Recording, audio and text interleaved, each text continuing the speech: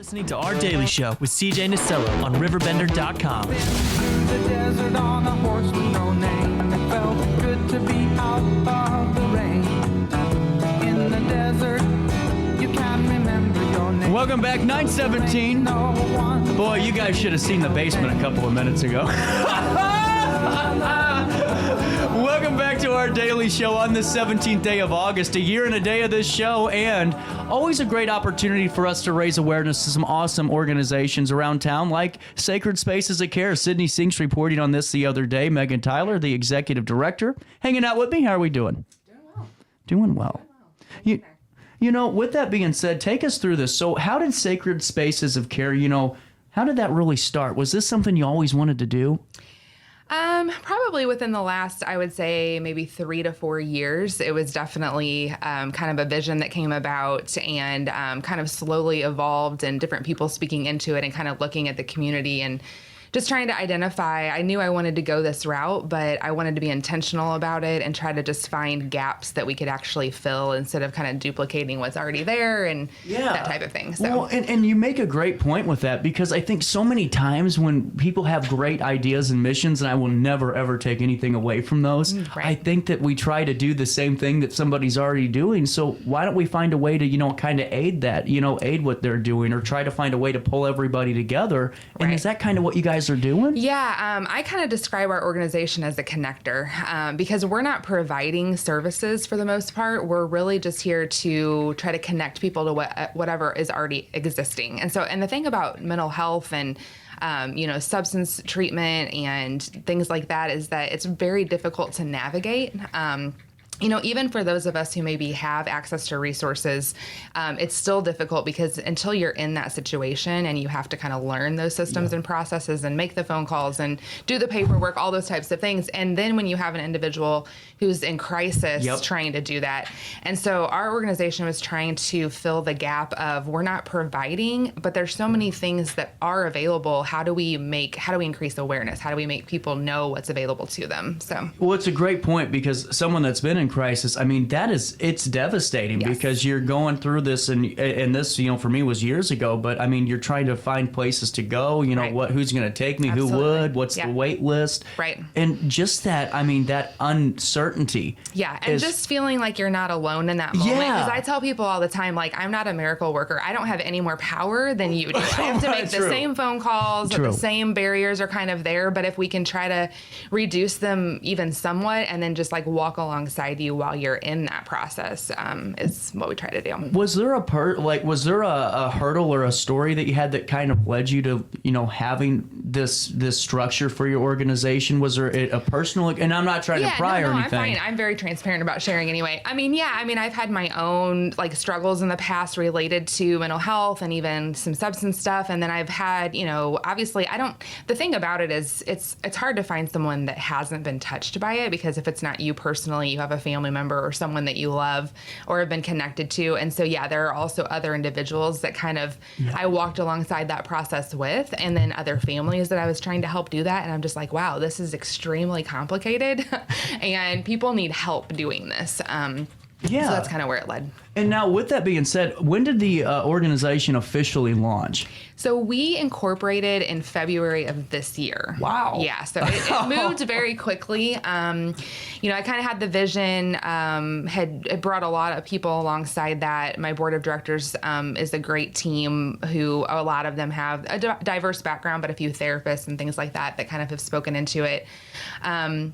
And then, it moved quickly. I think our partnership with the police department really kind of propelled things, because it allowed me to kind of go into a space of, being able to engage individuals in crisis, immediately, and then be able to work on some of the grant funding and things that are related to that to really get off the ground. So I wasn't sure at first, like, how fast, and I wasn't really worried about fast, exactly, because I want to do it the right way and be intentional about things. Like, I'm a quick mover, I'm a doer, but I also am intentional, and I try to, make sure sometimes you can cause more of a mess. Oh my goodness, you ain't a kid. And it seems like if you try to throw it all at the wall, like you said, it comes in waves. Yes. You got to ride the waves. Right. You got to, when they're going up and down. Yeah. Now, I want to ask you this, and this isn't, a gotcha question for anyone at home, because I think I do this all the time. That's okay. Whenever people start things, like to me, when I started the show, I didn't realize really the community policing efforts that Alton Police Department does each and every day. Were you aware of that before you met with them? Yeah, I think I was. I mean, I had this really like vague sense of kind of what I thought, but you still don't, until you're inside it, and kind of what did CIT, which is what we, refer to as crisis, look like. There's still so many things that now that I'm kind of like immersed internally that have been brought to my attention that are like, oh man, the public just really has no concept of just some of the things like protocols and things that they do, and some of the community policing efforts that they do have out there proactively as well. So and two, I was at a North Alton Godfrey Business Council meeting about 4 or 5 months ago, and OSF Healthcare was there, and they came out with a sheet called Alton Cares, and it had a list of resources. And now with that, how were you able to kind of look at some of those? And I'm sure you already knew about every one of them that were on there, but when it's kind of overwhelming to look at all of these data entries. Yeah, and that actually, I think, was birthed out of, we have a community crisis work group that OSF is part of, and the police department and various other community providers. And so I've been part of that here in the most recent future. So yeah, I mean, that document is available in a lot of community spaces now and on the city website. I used that, and then like my organization, we created our own like front and back 1-page resource guide that honed in a little bit. It's more like within the 618 radius only, so that it kept it like closer to home and more localized resources. Theirs are a little more expansive. So my thought on that is like we just all pull resources. Like I'm extremely collaborative in nature. And there's no point in reinventing the wheel, and so it's not a competition. Like there's enough need, to go around for everyone, even if all hands are on deck. And so that's what our organization is really trying to promote as well, is truly collaborating on efforts and supporting, each other in the cause. Well, and that's why I would always call you guys first, because to me, I would rather start my conversation with somebody who already has that relationship with one of the organizations or, institutions that maybe I need to go see or people I need to talk to. And that's just me personally. Yeah, and that's what I'm trying. That's kind of my vision for Sacred, is like that we're kind of this hub, this like first stop. I think Sydney referred to like one-stop shop in the article or whatever. And just as a starting point, because that's the biggest hurdle some of the times is, when you're in crisis, like just making that first attempt is such a big step. And then when you go to make it and you don't feel like you're getting anywhere or you're not treated and so if we can be like a first stop, then we can help. What I try to do with individuals is kind of look at needs and then figure out, okay, how do we prioritize those? What's the first step? And it just helps to initiate it. And I can't then do the work for them, but it kind of supports them in the process. Well, and that's the biggest part, I think, is just as somebody like I said before that, went through crisis and had a couple of years of hell. I mean, the hardest thing for someone, I think, in my position at the time was realizing, listen, you can have all the guidance you can ask for, but you at the end of the day have to put the groundwork in and get this done. Yeah. Is that always a disconnect for some of your clients, or do they understand going in, hey, I'm going to be your shoulder, but I need you to work too? I think that it is, the thing about trauma is that it's very individualist, right? We can experience the exact same thing, but walk away with very different effects. So because of that, your path to recovery is individualized. It's not a one size fits all. So people, some of them are not in that space where they're ready to take that step. And even when you are, they're in different spaces too. Some are very voluntarily, like, I'm ready to do this. I'm, boots on the ground. I want to do the hard work. Others, want you to kind of spoon feed and, they become a little dependent, but that's okay, because our goal, for me, it's all about advocacy, and we're trying to not just do this for you, but equip you so that you're becoming your own advocate and you're, building the skill set that you need to know how to take these next steps forward. And so it's about equipping really with tools, which is what, a lot of us try to do in our own lives to kind of manage. I mean, everyone has trauma to some degree and stress that they have to work through at various stages. So absolutely. And well, why don't we do this, because we got a lot more to talk about. I got to pay a bill. It's 9:27, and we'll come back. I'll ask you more about the board of directors too. How or who we can kind of look at that's helping you raise this awesome organization. But I also want to talk to you a little bit more about some of the services you provide, and see if we can get some folks to either help contribute to this or maybe help utilize some of these amazing services. Yeah, sounds great. 9:27. We'll take a quick break in the 618 on the 17th day of August. It's our daily show. We're coming back to you right after this. Macias Insurance Agency, providing quality products with extremely competitive prices. As an independent provider, we source multiple companies to offer the best rates possible, covering auto, home, business, and life insurance. Our goal is to provide quality service that meets and exceeds customer expectations. You can rest easy knowing the Macias team is working round the clock to ensure that both you and the most important parts of your life are covered. Our qualified professionals make the insurance process easy so you can live carefree and focus on what matters most. Visit MaciasInsuranceAgency.com today to find out what our team can do for you. For the biggest selection of pre-owned cars, trucks, and SUVs in the Riverbend, visit AltonToyota.com or stop by their location on the Homer Adams Parkway in Alton. Winner of the prestigious President's Award, Munganast Burkhardt Alton Toyota knows how to treat their customers, and they will help you find the vehicle that is perfect for you. For years, Munganast Toyota has been a fixture in the Riverbend, and now Munganast Burkhardt carries the tradition. New name, but the same great service you've come to expect. I set the thermostat so my house would be warm when I got home from work, but the kitchen is still cool. At Barrett Heating and Cooling, we stand behind every Lennox system we sell. My dealer said he'd take care of everything. At Barrett Heating and Cooling, we understand everyone wants prompt, professional service. Turns out it wasn't my furnace after all, just a little something blocking the vent. Pretty smart dog if you ask me. For service you can count on, call Barrett Heating and Cooling. Lennox, innovation never felt so good. Has free checking become a thing of the past? Not if Liberty has anything to say about it. With 3 free personal checking options and even a free business checking account, free is alive and well at Liberty Bank, the local bank that gives you free checking choices and more cashing in your pocket. Bank locally, bank Liberty. For more information, visit www.bankliberty.com.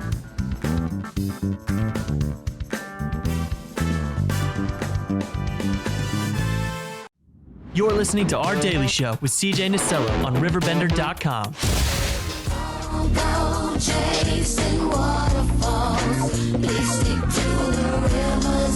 Text line having a little bit of fun with me today. I don't look good in white t-shirts. I don't know what. Hey, quit picking on him. Hey, I appreciate. Thank you. If only you guys knew. If these 4 walls could talk, I'd go to jail. It is 9:30. Welcome back to our daily show. If you have any questions or comments about my attire, again, 618-759-7469. Continue our conversation with Megan Tyler. We were talking off the air here about some of these programs, and the one thing that I kept seeing in Sydney's article was this Teen Connect Ed. And this is something at first I thought, just because I always like to, instead of reading the article, like following along, I'll go, Teen Connected, that's like a community center or so.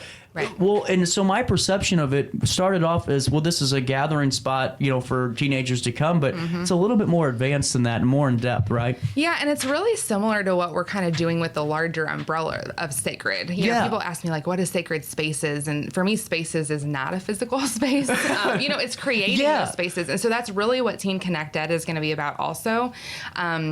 So I'm part of the Juvenile Justice Council of Madison County, and we just partnered up last Friday and did a United Services event here in Alton, and that was kind of the goal of that as well. It was in partnership with the police department. We just wanted to bring everyone together and have a space where if you are doing anything in the community related to youth-focused programming, whether you're an organization or just an individual, let's come together, let's collaborate, let's network, let's hear what's going on. We collected a lot of information at that event so that we could create like a repository of resources for youth in the community. And then we're going to, again, put out some resource guides related to that, try to get things connected with families. So Teen Connect Ed is kind of doing that same like educational advocacy piece.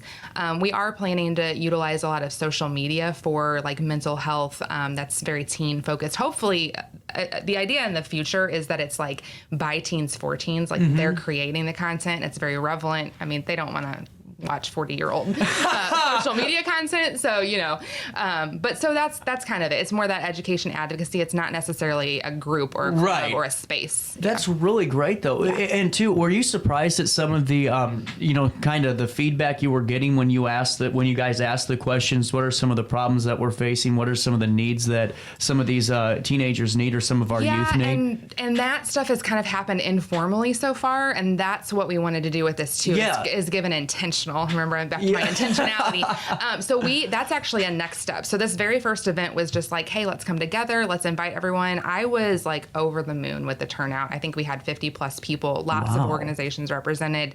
For the first time, it was awesome. So the goal of that meeting was get together, network, gather all this contact info. What are you doing? What types of services are you providing? Create this repository. And now we're going to follow up by having future events and conversations related to what is going well, what's working, where are those gaps, what types of programs could we put into place to address some of those gaps. And so it's definitely not just a one-shot kind of deal. It'll be like a progressive, opportunity for people to get involved in that. Well, I think it's such an important thing because no matter what background, social class, economic class that a teenager's in, a youth's in, they face challenges. Right. You could be the star football player that's having some very bad OCD, anxiety issues, and whatever, and it can go all the way down. And that's why I think what you're doing is so important because it's not just a one silo situation. This is a collaborative effort, truly collaborative. Yeah, and that's the thing. Like, you're going to reach someone that I can't, and I'm going to reach someone that you can't. And so that's why, we really just don't have time for this siloed, fragmented approach because we need everybody, to be, in the mix and team players. And the things about our youth, we could sit here and, debate, back in the day it was different for me. But, but they do have a lot more stressors. And then obviously we know how, social media plays into that. And really, whether it's Teen Connected or Sacred, just across the board, everything's really about normalizing, right? Reducing stigma. It's just, we should have done this so long ago, and yet it's still an issue that people don't want to speak up, and say, hey, I'm struggling a bit. I need some help. We do it in every other way, physical, medical help, but the mental health is just still something we struggle to do that with. And like you said, Megan, I mean, it's asking for help, but knowing how to ask too, because if you're too scared to ask, and I know this from my experience as a teenager, I mean, you're going to act up and do some foolish things because you don't know how to process it. Yeah, exactly. And that's the thing. It's really everything we're talking about is rooted in some type of trauma that we don't really process adequately. And so that's part of it. And so leading into that too, I know we did a community mental health awareness and trauma training here recently.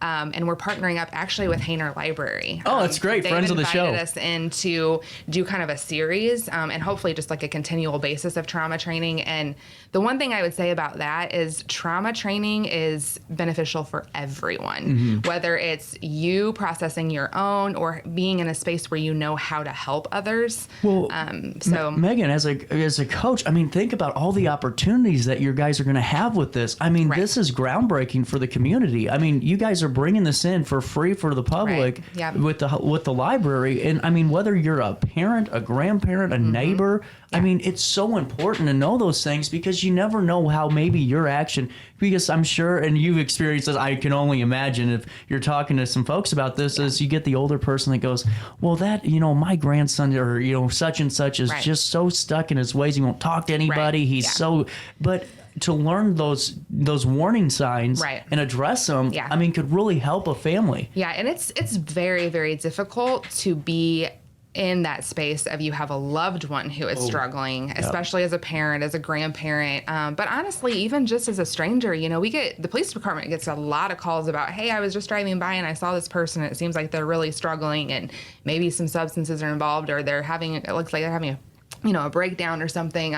So, I mean, you're always going to find it beneficial to be equipped with some tools. I mean, there's things that you can't do, and we also talk a lot with families about boundaries and establishing, because, I mean, you can also be an enabler and you struggle with boundaries. So there's so many things to learn about trauma and how to walk through those spaces with other people that are beneficial. I always think the enabling side of things is really a fascinating concept. And I probably used the wrong word there, but I mean, it really is intriguing to me because you don't don't think you're doing something that you could go, well, man, that was a great conversation. We really built on something you think internally, or, you know, we're getting better, but you really don't realize the damage you're causing long-term on some of those. Yeah. And, you know, and part of that is just because it comes from a place of fear. You know, when you love someone, you're always second guessing yourself. Like, am I going to say something that's going to trigger them? And you put a lot of, you know, there's a lot of burden and it's heavy stuff. And so that's hard to process on your own. So it's, and then processing that person's trauma or struggle as well, you know, it's just very, very complicated. Now, have you had a conversation, and this is just me talking, because now I'm actually really loving this conversation, because I think raising awareness on mental health issues should always be talked about, and that's why we do it on the show so much, is because the more you talk about it, the less scary it is. Absolutely. Yeah. And have you maybe had a conversation, and I don't know, just me thinking out loud, where a parent is kind of, you know, maybe scared about something their kid's talking to them about, or maybe they've noticed something, and now they've got to put the mask on of being that stoic parent, or that stoic guardian, or that stoic conversation. That's a tough position too. Yeah, and that goes back to there's not a one size fits all. That's why, you know, and I think we're going to get into this in the future about people getting involved. You know, there's some of us that have more extensive training, and like my board of directors, like I said, we have some therapists, and there's some other people in the community speaking in, because, you know, there is a point in time where you want to ensure that you have the proper, you know, skill set to support someone in that way. But then at the same time, you know, a lot of times family members and people with lived experience can relate just as much, you know, without, you know, being a therapist or something like that. And so it's about equipping with those tools, because you really just have to feel out the situation. What are that individual's needs in that moment? And it is difficult to be in those situations. Like, what approach do I go? Do I be kind of the harder parent, like the firm? Do I try to be compassion driven, you know, which of course I'm always advocating for, but at the same time, those boundaries have to be there. And so those are like challenging conversations to walk through. And now another thing too that I've always, you know, kind of asked about is the stress of the caregiver in that situation too, because their mental health is at risk as well. Is that something that you guys are kind of addressing or looking at? In fact, even when I engage individuals in crisis, or like if I'm out, you know, co-response or something with the police department, I always try to reiterate that if there's family members around, I'm handing them the same resources and hey, here's my phone number, because I always try to tell them, like, we're here to support you just as much. It's not easy to be in this space of walking through this with someone you love. So there's oftentimes even that the individual in crisis is not receptive or kind of rejecting help, but we're still trying to support the family, you know, through that process. And so that's just incredible. I mean, it really is what you're doing, because to me, like we've talked about earlier, is you could have started the same organization as another, you know, what really helped, you know, that's not a networking group, that's more of hands-on, or more of a, you know, here's a physical location is what we're doing. But for you to be that connecting piece is what folks need. Yeah, that's what we're trying. That's what it's a lot. It's a lot of work. I'm kind of I've been somewhat of like a one-man show. We do have now, with some of the grant funding that we have a social worker and a counselor that's doing just minimal hours, but it's helping out with some of our programmatic stuff related to the grant, and also support groups and some connections and trainings and things like that. So that will help. But yeah, I mean, and we're still small, you know, like we got to build the organizational capacity to really meet the need, but we're just doing everything we can. Let me just give this call to action. She started in February. I mean, that's the big takeaway, is you were already able to accomplish so much to get the groundwork done, which is the hard, because sometimes people just go off to the races without laying that foundation. Right. I'm not that type of person. No. I'm a very type A. So my background has been 18 years in education. Right. So I'm not actually like a behavioral health or law enforcement background. Some people might assume that based on what I'm doing, but I'm definitely a highly like organized type A kind of. And so it's always, everything that I've ever really been involved in has been very structured and, again, intentional. And I know my limitations. I think that's different as well, making sure you're surrounding yourself with the right people that are speaking into this and that are supporting the efforts, because I'm definitely not one of those that feels like I know everything about this topic. Sure? Because I'm sure every event or every organizer has no limits. You know, they're just able to. No. So, and that's why I think it's already looking so, you know, so promising. Yeah. Is because you have a good team. Take me through some of your board and some of the folks that help, you know, maybe make Sacred Spaces what it is. Yeah. So our board chair, Andrea Reed, is actually a school psychologist. she co-facilitated this last community training, and she's going to be doing the first one at Hainer as well. So we just make a great team facilitation-wise because she has that strong, psychology, child specifically background. Yeah. So she's been awesome. We have a couple of other therapists. Amy Miner, she is the owner of Calm Waters Resource and Counseling Center here in Alton. I have a couple therapists, Joel Black and Fred Williams. They're practicing actually in Missouri, but most of them all of my board members still have roots to the Alton community, born and raised here or went to school here, those types of things. Is that a requirement? Not really. I mean, I didn't make that a personal, but it just kind of, I don't know. I just kind of felt called to certain people when we were first getting going. And I do think there's definite benefit to having roots in the Alton community and not being outside of it for sure. Mm-hmm. Shane Cox and Lee McGraven, Joe Leonard, they've all been huge. They bring a lot of diverse backgrounds from a financial standpoint. Shane's been a lawyer. He's been in every business arena possible, I think. Lee actually does financial gifts for OSF. Joe Leonard is a music and youth pastor at Godfrey First United Methodist Church. So it just, it's a pretty diverse group that really helps to kind of, see things from all lenses, and that's really important, not having just one, type of background or demographic. And then honestly, Chief Ford with the police department has really spoken into it just as much. And that partnership has really launched a lot of what we've been able to do, not just with work in the police department, but, he's doing the Justice Council and the youth event stuff. And so it's really been kind of a huge catalyst for a lot of what we're doing as well. Absolutely. And one last thing I wanted to ask you about was the RISE program. And that was the one last thing we didn't get to tackle yet. Take me through this. So RISE stands for Restorative Intervention Support Efforts. We created it basically because I don't know if a lot of the public is aware of this, and we actually have data and numbers for how many calls law enforcement engages that are what we call CIT, which are crisis intervention types of calls. Often, where a crime is not even being committed, it's just, someone's welfare is an issue at that point in time, and so they have to engage. And then sometimes there are crimes committed, but there's so many of those where the police department and Chief Ford and the admin there have made it a priority to address mental health, to not, jail is not the best place for people to get healthy in that sense, and especially in those situations where there's not a crime being committed. And so we wanted to create this program so that we could assist them with those crisis responses. A lot of them already go through extensive CIT training on how to respond to that, but then equipping them with more tools. Like I go out and do co-response. They can call me to incidents. I can come out and kind of work with the individual, de-escalate, offer resources on the spot, like in the moment.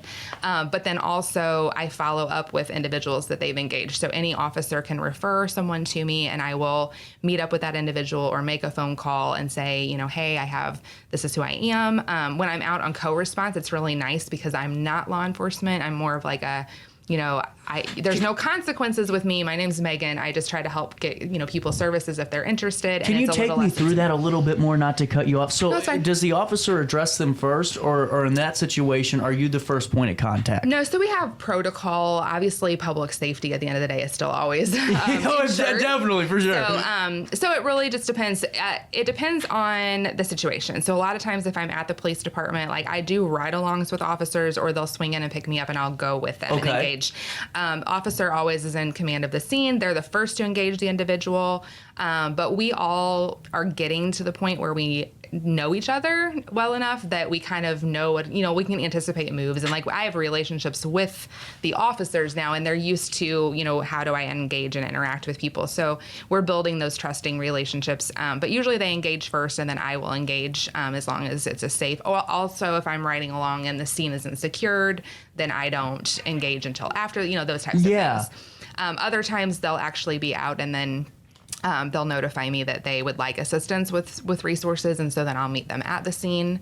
So I don't know if that answers the No, question. it does. And big kudos to APD, because there was a couple of times this winter, especially, that we reported on situations where, there was mental health crisis, and it wasn't necessarily a crime. It was just someone having a it's very frequent. Exactly. Yeah. And they do a fantastic job in partnering with, individuals and organizations like Sacred Spaces of Care, and doing these training sessions are really big, and really just a big shout out to them. I mean, and your work too. Yeah, it's definitely propelled things forward. I'm there almost full-time hours at the police department, and so we're doing a lot of, and then we also, our organization is doing some things internally as well. So the first responder community, I don't know if you're aware, but there are more officers that are dying by suicide than there are line of duty I didn't know deaths. that. And it's not a surprise considering the trauma, that they're experiencing chronic trauma, seeing a lot of horrific things over the course of their careers. And then, several of them also have military experience that they're already bringing in, which we know veterans, and struggle with PTSD and a lot of then- those things as well. So our organization is also doing some internal work with that, with the police department. It's just incredible. And Megan, you are welcome back anytime to tell us, any more that you're working on. I told Megan, I said,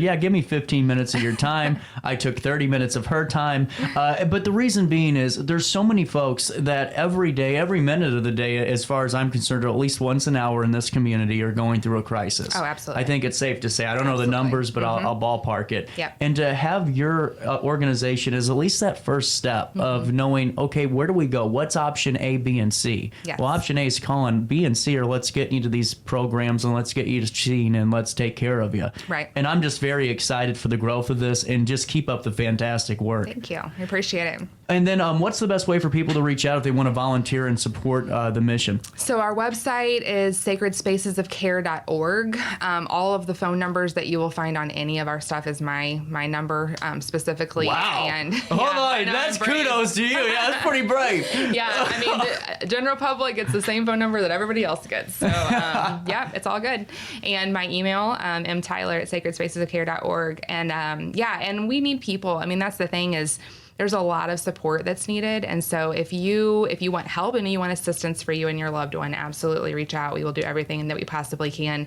But also if this is, close to home for you and you've walked through some of these experiences and maybe you're on the other side of it now, pour back into that, because that's how we increase that dialogue and we make it more normalized and reduce that stigma. It's just, it takes people advocating and taking a stand for it. Without a doubt. And just thank you for stopping by. This was a great conversation. Enjoyed it. It's 9:48 and a little bit of change on the 17th day of August. We'll take a quick break. We'll wrap up. I get paid. We'll wrap up the 9 o'clock hour that was on this 17th day of August. We'll look forward to top of the hour news in the 10, talking to We're Outside in the East Alton Park and Recreation Department. A lot of great conversations coming your way still on this, what is it, Thursday? Yes. Is it? We'll Yes. see in downtown Yes. Alton.